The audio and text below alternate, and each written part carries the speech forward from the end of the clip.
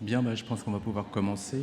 Non, merci d'être venus si nombreux, parce que là, cette année, vous êtes vraiment très nombreux. Pour la première fois, on a dû refuser énormément de personnes, à notre grand désespoir.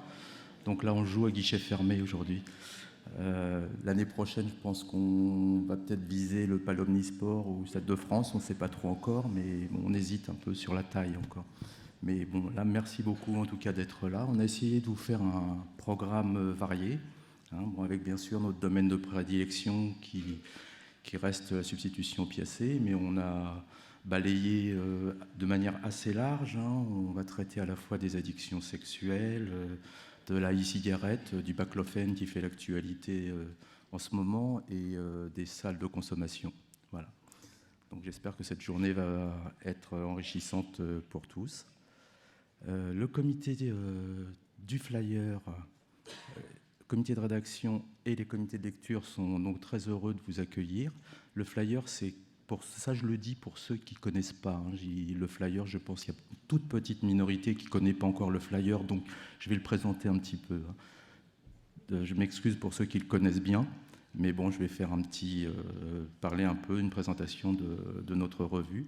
Donc c'est 4 revues par an, avec, comme vous le voyez derrière, je ne vais pas tous les nommer, hein, tous des amis qui œuvrent activement au sein de la revue.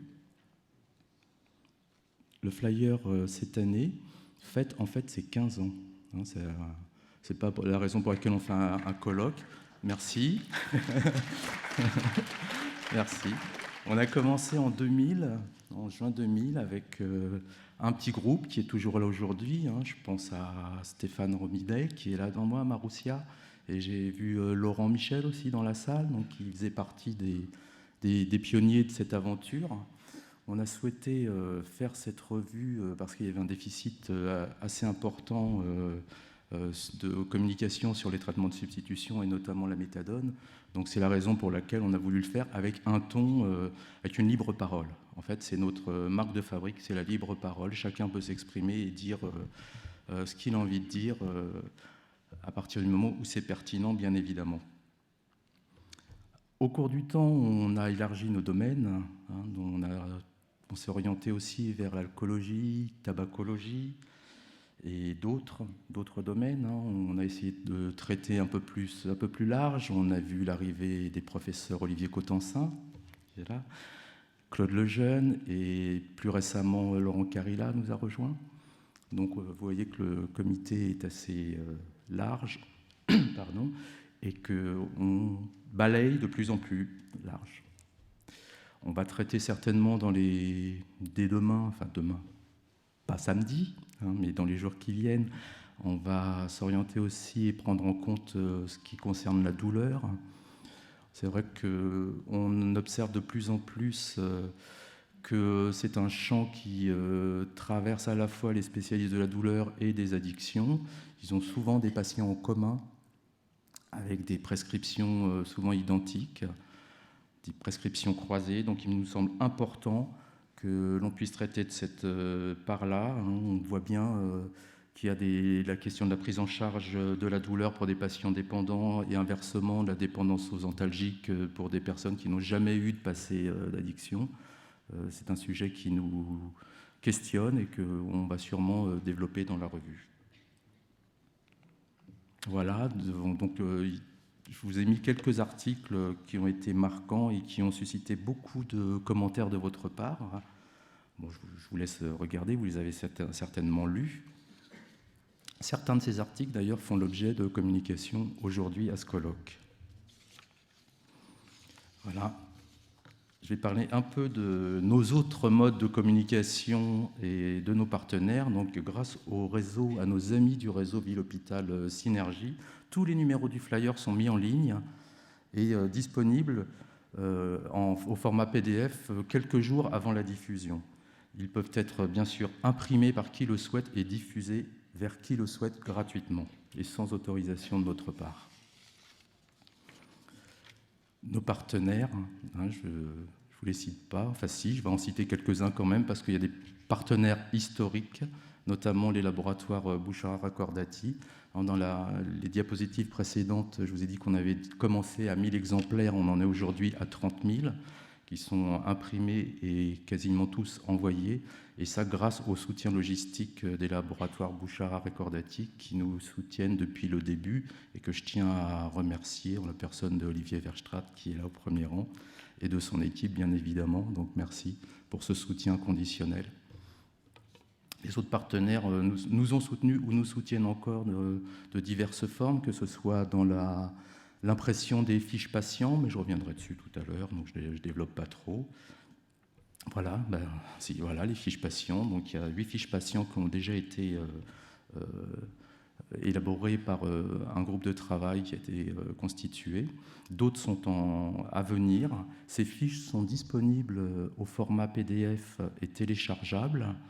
Donc c'est le seul moyen de les avoir. Elles sont à destination des patients, mais exceptionnellement, là pour ce colloque, et grâce au soutien de deux partenaires amis, Aléré et Méridiane Biosciences, ils ont été imprimés, ils sont disponibles au stand, voilà, sur le stand du flyer, donc n'hésitez pas à en prendre, c'est à disposition.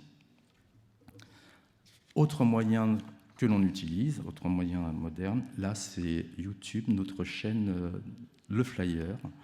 Donc toutes les communications sont filmées et disponibles sur cette chaîne. Vous voyez, hein, sur vos moteurs de recherche, c'est YouTube, Revue Le Flyer.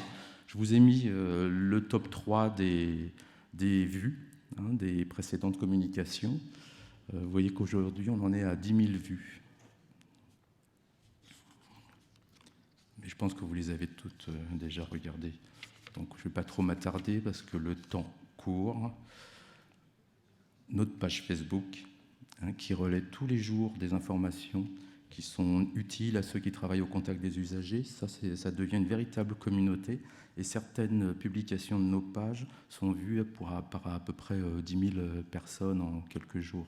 Donc c'est vraiment un gros succès de la page.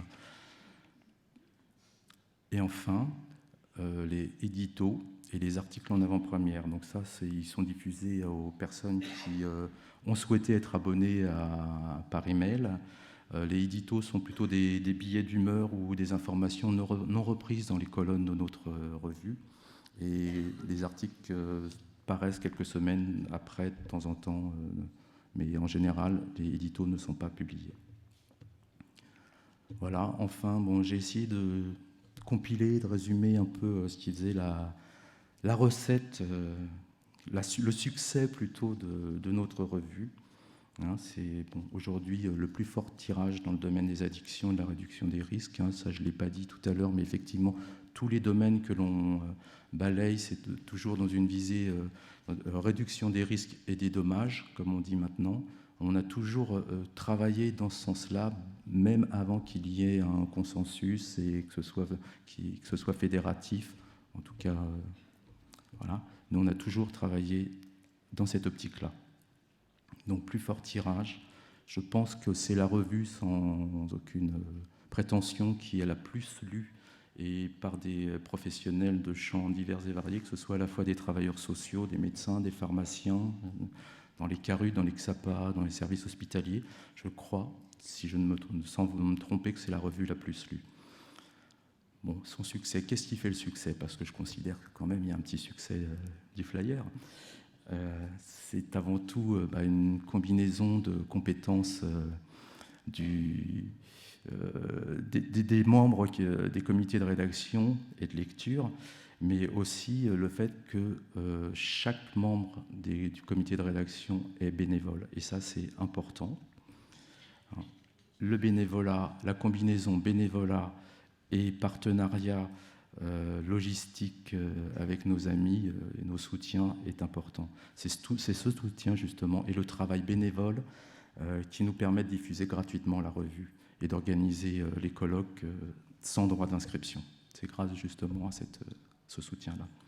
Et surtout, le plus important pour nous, c'est la liberté de ton que l'on a et l'indépendance face aux firmes pharmaceutiques, aux autorités de santé, aux sociétés savantes et tout autre organisme représentatif qui contraignent parfois les contenus rédactionnels. Nous, on a une liberté de ton et on veut la conserver et on se bat pour notre indépendance.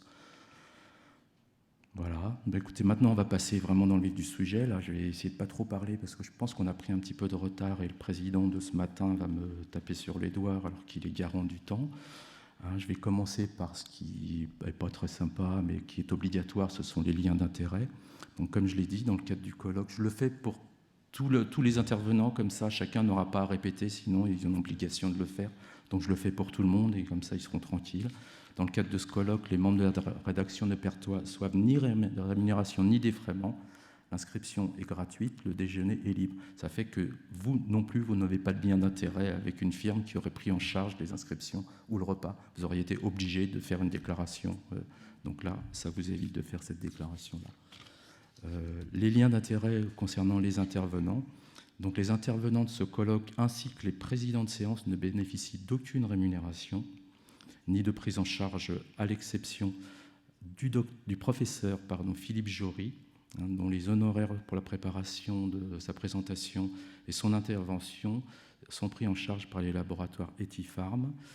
Et pour les Jacques Lewezek et le docteur Benjamin Roland, la prise en charge, pareil, pour leur préparation et intervention, est prise en charge par les laboratoires Bouchard et Cordati. Voilà, alors donc avant de passer la parole au président de la matinée, le numéro 60 est sorti, donc il est sur le stand du flyer. Et dans ce numéro, il y a 3 articles qui sont directement en lien avec les interventions au programme ce matin. Donc je ne vais pas m'attarder davantage. J'appelle tout de suite Olivier Coutansin, qui est un membre très vigilant du comité de rédaction et qui est garant du temps et à la fois animateur de cette matinée. Il nous a prouvé à maintes reprises qu'il avait ses qualités pour ces 2 aspects de la présidence. Donc je te laisse tout de suite la parole et je te laisse présenter le programme de la matinée.